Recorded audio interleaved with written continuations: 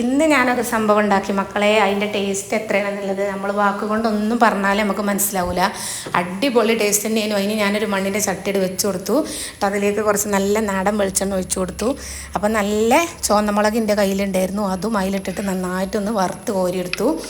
അതേപോലെ ഞാനത് വറുത്ത് മാറ്റിയതിന് ശേഷം 2 ടേബിൾ സ്പൂൺ മല്ലി, നല്ല പച്ചമല്ലി എടുത്തിട്ട് അതും ആ എണ്ണയിൽ തന്നെ ഇട്ടിട്ട് നന്നായിട്ടൊന്ന് മൂപ്പിച്ച് നല്ല കിരിക്കിരിപ്പായിട്ട് വറുത്തിട്ട് അതും കോരി മാറ്റിട്ടോ.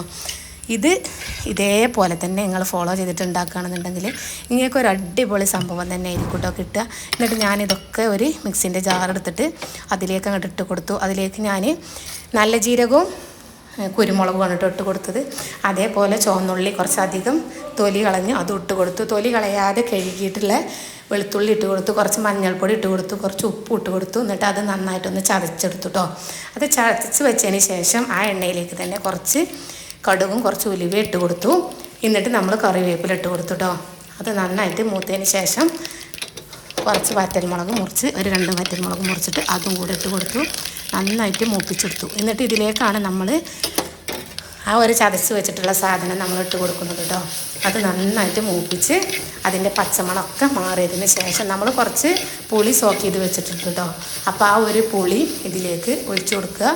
പിന്നെ ഒരു തക്കാളി, ഒരു നല്ലോണം പഴുത്തിട്ടുള്ളൊരു തക്കാളി എടുത്തുകൊണ്ട് അതും ഇതിലേക്ക് നമ്മൾ ഒഴിച്ചു കൊടുത്തു. ഞാൻ കായ നന്നായിട്ട് തിളപ്പിച്ചതിന് ശേഷം ഒരു കുപ്പിയിലാക്കിയിട്ട് ഫ്രിഡ്ജിൽ വെച്ച് കൊടുക്കാറാണ്.